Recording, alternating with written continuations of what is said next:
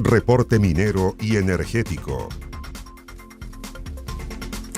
¿Cómo están? Comenzamos este nuevo capítulo de Reporte Minero y Energético por las pantallas de Canal 24 Horas.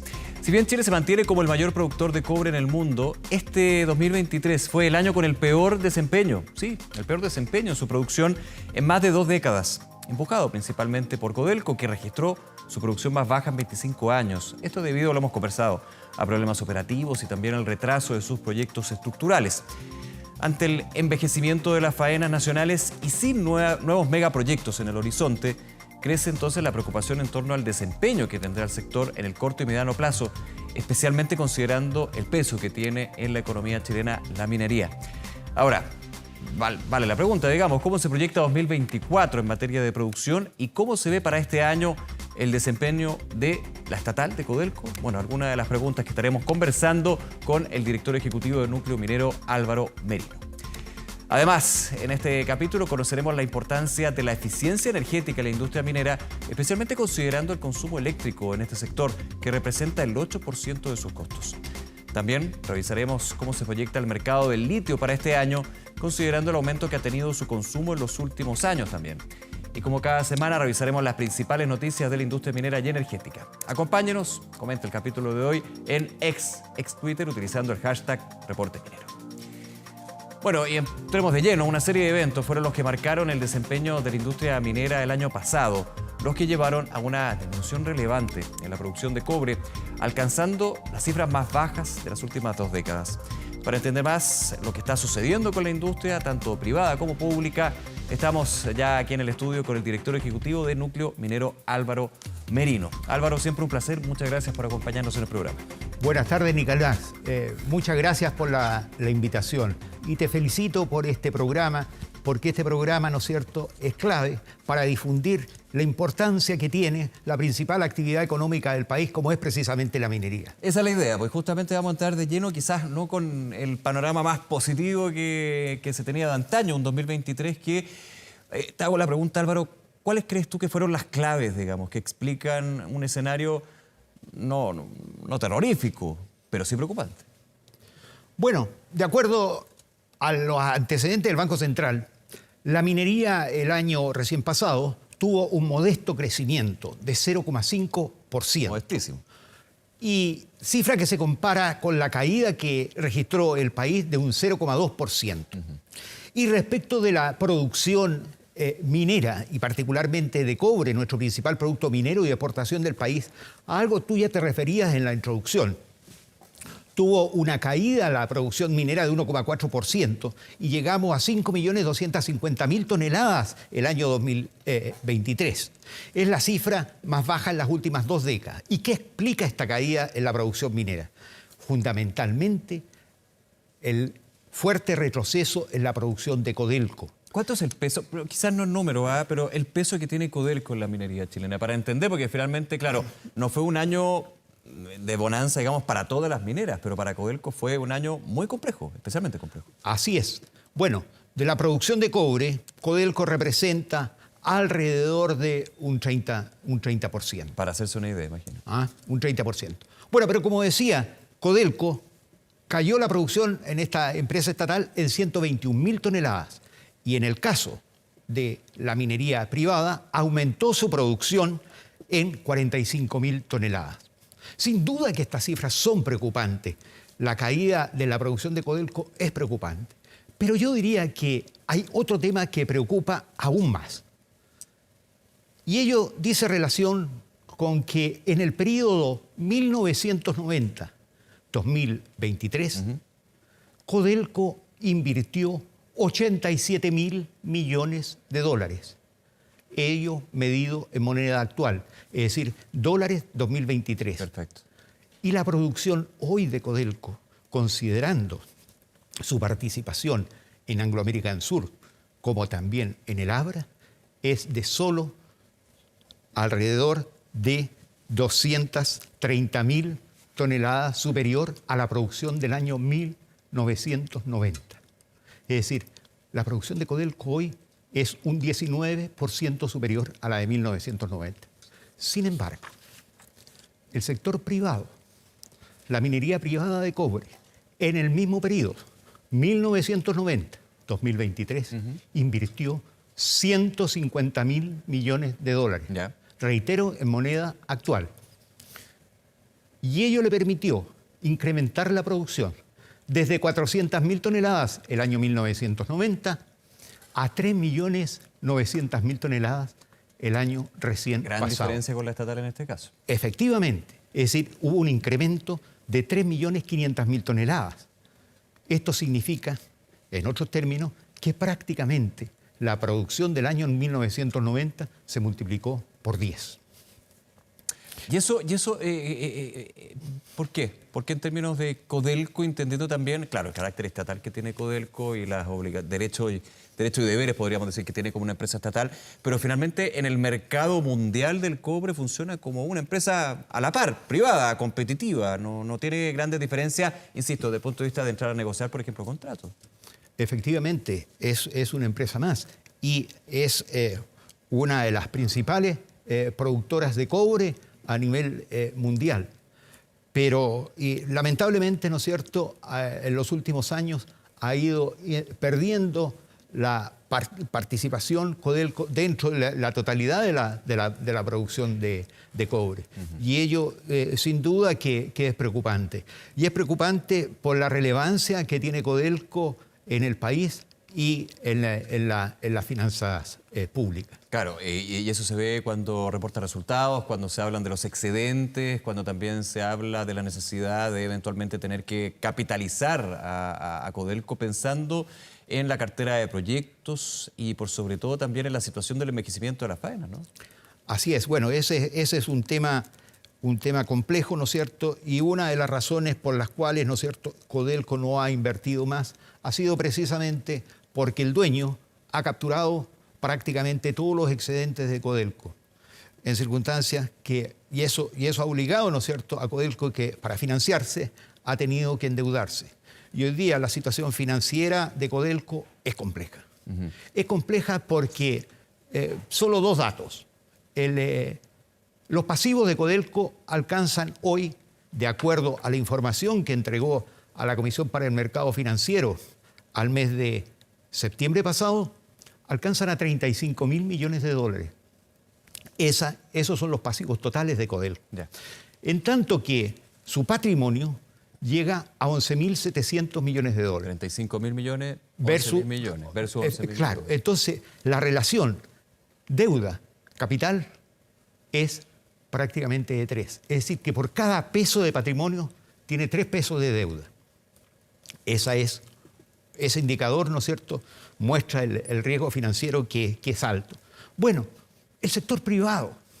Bueno, las principales compañías privadas que operan en Chile, como por ejemplo Escondida, Collahuasi, Pelambres, respecto de este indicador, la relación pasivos Capital. con capital, ¿no es cierto?, es inferior a 1 y fluctúa entre 0,6 y 0,8, cifra que comparamos con 3 de Codelco. Por cierto, que esta situación, ¿no es cierto?, el país debe prestar especial atención respecto a la situación financiera de esta empresa y las autoridades deberán tomar las medidas que la situación amerita para revertir esta situación. ¿Por qué? Porque Codelco es, reitero, muy relevante para la economía nacional y para sus finanzas públicas. Álvaro, yo recordaba ahora, mientras tú dabas datos que son súper relevantes para entender, para dimensionar, para aterrizar la situación de Codelco, las declaraciones que hacía fuera de Chile el presidente del directorio, Máximo Pacheco, y hablaba de que este año se iba a terminar y iba a haber una recuperación de la crisis de Codelco. Se reconocía que había una situación crítica, crisis, no sé si crítica, pero crisis de todas maneras, ante estos datos, pero que este año iba a ser un cambio. ¿Tú crees que por ahí va? Bueno, ojalá, por el bien del país. El presidente del directorio siempre tiene que usar una visión optimista de los inversionistas, eso está claro y se entiende perfecto. Obviamente, por el bien del país, ¿no es Obviamente. cierto? Y por el bien de Codelco, esperamos que ello sea así. Sin embargo, lamentablemente, las cifras no muestran aquello. ¿Y por qué digo esto? Porque recientemente, los últimos antecedentes de producción que tenemos de enero pasado, la producción de Codelco cayó un 16,7%, en tanto que el sector privado aumentó en enero pasado respecto al mismo periodo del año anterior en un 7,1%. Entonces, esperemos que se recupere la producción de Codelco y no siga disminuyendo. Hablamos de cobre, pero creo que también, y en la contingencia nos lleva a hablar de esto. Se confirmaba el acuerdo y la adquisición del 100% de la australiana Lithium Power con las pertenencias del Salar de Maricunga, lo que sería entonces hablar ya de lleno de el negocio del litio de Codelco. ¿Cómo ves tú eso ante la situación financiera y ante también los problemas que se generan en el know-how que es el cobre de la estatal? Bueno, yo creo que considerando la compleja situación financiera de Codelco, debe abocarse fundamentalmente a resolver esa situación. Y porque es muy crítica la situación financiera de Codelco y por ello debe destinar toda su fuerza y todos sus recursos para resolver esa situación. Porque si no se toman medidas adecuadas, ¿no es cierto?, esto se va a ir incrementando y deteriorando respecto del futuro. Ahora, y el litio, en los minutos que nos quedan, nos hemos concentrado en Codelco, vamos a estar en otras ocasiones también hablando del resto de las compañías, pero pensando en el dato, creo que es súper clave, 30% del peso de la industria minera del cobre es Codelco. ¿Puede ser una alternativa quizás beneficiosa a mediano o largo plazo estar dentro del litio? Hay un mandato, recordemos, hay un carácter estatal de la compañía, pero independiente, muchos dicen, bueno, podría ser una alternativa justamente para ir subsanando esa situación, quizás no toda, pero sí gran parte. Bueno, para estos efectos yo creo que hay que ir al origen. Ya. Y el origen señala, ¿no es cierto?, que la explotación del litio tiene que ser a través de empresas estatales o bien a través de contratos especiales de operación de litio. Sin embargo, yo creo que el país como tal debe dar un paso más.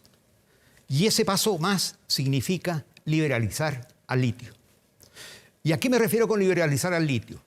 Ello significa que el litio debe tener el mismo tratamiento jurídico que tienen otros minerales en el país. Como el cobre, el oro, el hierro, etc. Es concesionable, entonces. Efectivamente, que sea concesionable.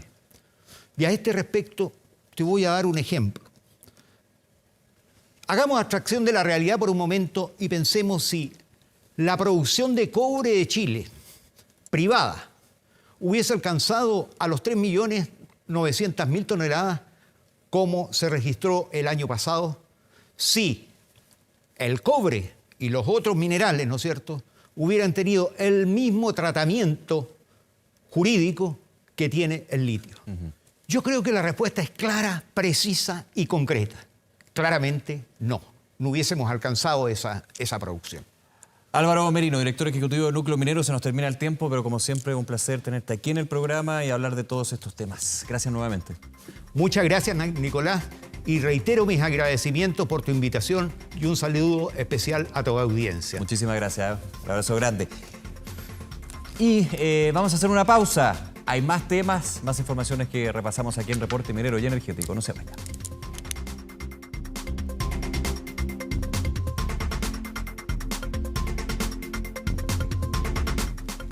La industria minera consume poco más de 30% de la energía eléctrica del país. Si bien su principal suministro proviene de fuentes renovables, el desafío de eficientar su uso es esencial para bajar los costos asociados, que de acuerdo a datos de Cochilco alcanzó un gasto sectorial de 4.661 millones de dólares. Ahora, ¿cuáles son los aspectos a considerar sobre la eficiencia energética en el sector? Lo revisamos en la siguiente nota. De acuerdo a las estimaciones del Observatorio de Costos de Cochilco, la energía eléctrica representa alrededor del 8% de los costos operacionales de la gran minería del cobre nacional. Este sector, además, consume poco más del 30% de la energía que genera el país, por lo que eficientar su uso es un imperativo para la industria. La eficiencia energética es aquella energía que se requiere para optimizar el consumo de energía, pero en su mínimo. Es aquello que nosotros utilizamos sí o sí, es muy necesario, pero que nos permite mantener un estándar de calidad, de confort, pero con esa noción de que es el mínimo necesario. En términos de industria significa pensar los procesos energéticos minimizando el consumo. La eficiencia energética finalmente es eso, es al mínimo costo posible de la energía poder mantener el confort y la producción que necesiten las empresas o las personas. Cuando vemos realmente el gran potencial que tenemos es en el consumo de la energía. Y en ese consumo de la energía que representa más del 55%. De hecho, si decimos que la energía pesa 80% de las emisiones y dentro de esas emisiones el peso más importante está en cómo consumimos esa energía, la eficiencia energética va a ser fundamental. En el uso de la energía hay un potencial importante. Primero, en un uso eficiente de la energía, ¿no es cierto? ¿Cómo somos capaces de tener un uso eficiente de la energía? Y para eso hay tecnología, ya sea de motores más evolucionados, de sistemas de control, la automatización, ¿no es cierto? O cómo yo controlo el proceso que lo hace más eficiente. Y por otro lado también, a través de nuevas tecnologías y a través de procesos de innovación, buscamos desafiar las fuentes actuales de energía. En los procesos productivos existen diversas fuentes, ¿no es cierto?, de energía, y la innovación en forma sistemática lo que va a ir buscando es probando nuevas cosas para hacer también un uso más renovable de las energías. Durante enero de 2024, la generación de energía eléctrica proveniente de fuentes de energía renovables no convencionales alcanzó el 42,6%. Si bien el 61,5% del consumo eléctrico minero es de fuentes limpias, aún quedan desafíos relacionados a un menor consumo de la mano de la tecnología y la innovación en sus procesos. Hoy día nosotros tenemos una ley de eficiencia energética que mandata implementar sistemas de gestión de la energía. ¿Y qué son estos sistemas? Son iniciativas de diagnóstico, de auditoría, de examinación de medidas, tal que te permiten identificar potenciales de ahorro. Hoy día las industrias que tienen capacidad de gestión lo tienen que hacer obligatoriamente, y también aquellas que no tienen capacidad de gestión lo pueden hacer porque la eficiencia energética también tiene ahorros en ese sentido. Por un lado, cómo operamos en forma más eficiente y cómo desarrollamos cosas para futuro. En cómo operamos en forma más eficiente, si nos vamos al uso de la energía, ¿no es cierto?, que es un tema muy relevante hoy día para muchas industrias, es un gran foco y de alto impacto. Bueno, cómo somos capaces, ¿no es cierto?, de ser muy eficientes en el uso de la energía. Y por otro lado, si pensamos en cosas de desarrollo hacia el futuro, bueno, cómo transitamos hacia cada vez fuentes de energía más renovables en todo nuestro proceso. Entonces ahí vienen cambios eventualmente en algunos procesos. La demanda de energía va a seguir aumentando, la digitalización requiere centros de datos. Los centros de datos hoy son 2% del consumo mundial de energía, ¿okay? Siguen optimizándose. Sin embargo, si no trabajamos sobre la eficiencia energética de una manera rápida, de una manera determinada, entonces no creo que sea la falta de tecnología, no creo que sea la falta de no adopción, simplemente pienso que es la velocidad en la implementación.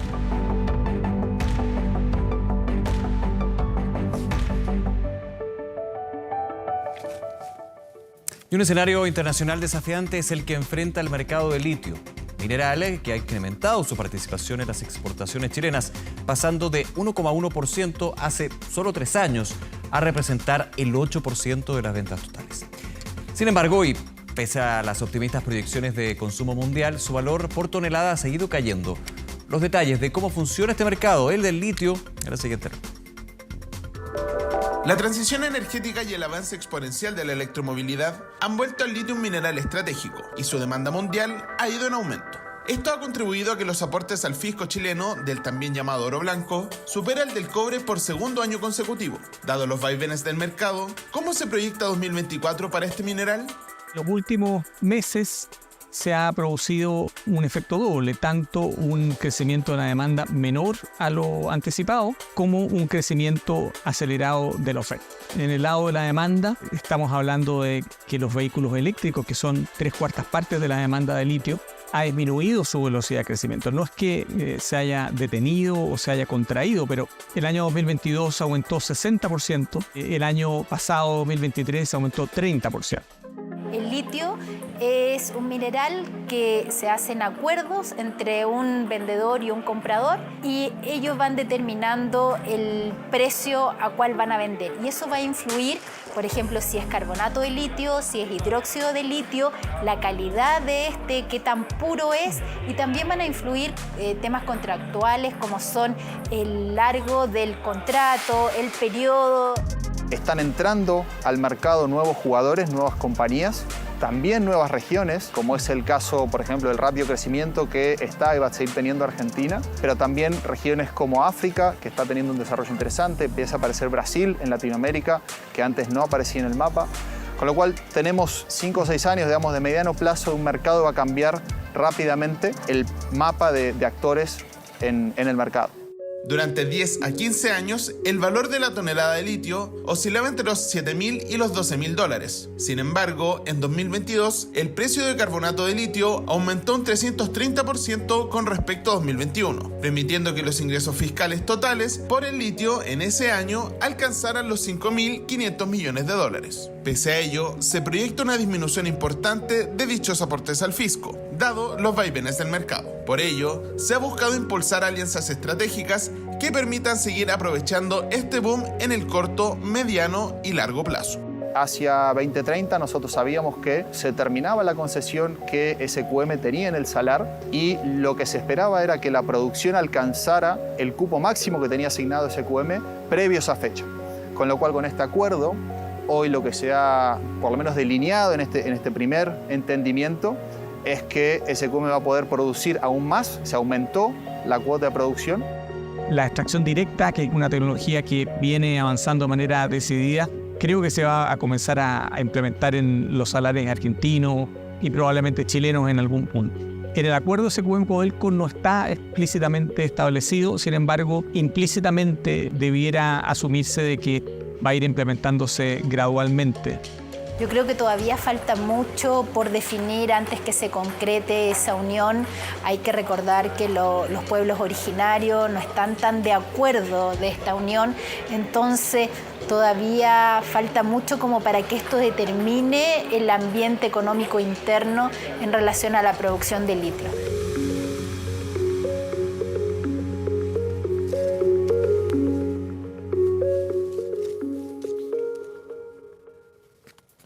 Y en otras noticias de la industria, CAP ha decidido incursionar en el negocio de las tierras raras y anunció un acuerdo con Aclara Resource para adquirir el 20% de REE1, sociedad que utiliza la empresa canadiense Empenco en la región del Biobío.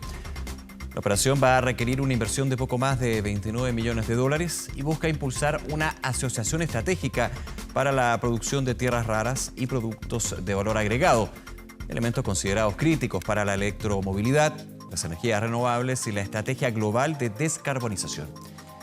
Así también el Grupo CAP inyectará $3 millones en una nueva alianza con Aclara, RE Alloys SPA, en la que ambas partes serán dueñas de sectores o partes iguales y van a desarrollar productos de valor agregado en base a aleaciones de hierro y tierras raras, las cuales se usan como materia prima para la fabricación final de magnetos permanentes.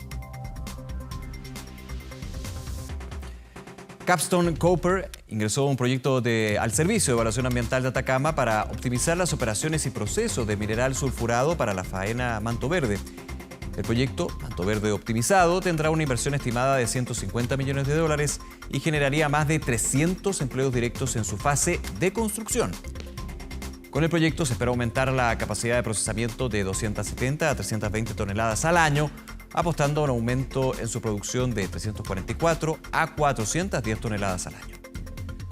Junto a ello, la empresa canadiense proyecta, mediante la optimización, producir un promedio estimado de 2.000 T por año de Codelco, toneladas por año de cobalto en la forma de hidróxido de cobalto o cátodos de cobalto. Esto en base a los relaves generados en la planta concentradora de Manto Verde, que poseen importantes contenidos de este mineral. Esto es lamentable, una gran conmoción causó la muerte de una trabajadora de la mina Radomiro Tomic, en este caso Ana Rojas Farías, de 30 años, quien se desempeñaba operando maquinaria pesada. Esto fue el 8 de marzo. Produjo la salida de 2 gerentes, este hecho y este accidente de la división a cargo del mantenimiento y también de la seguridad de la faena, luego de la huelga anunciada por el sindicato DRT. Según las cifras que maneja el Servicio Nacional de Geología, desde 2022 a la fecha se han registrado 28 muertes en el sector minero.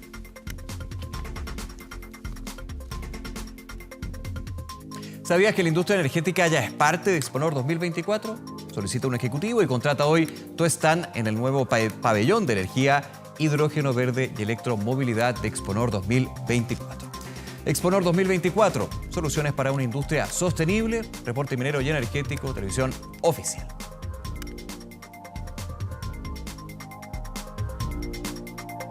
Y así llegamos al final del programa, como siempre agradeciéndoles su sintonía, recordándoles que todos nuestros contenidos están en reporteminero.cl y las temporadas, 11 temporadas ya del programa en 24horas.cl. Que esté muy bien, nos vemos, un abrazo grande.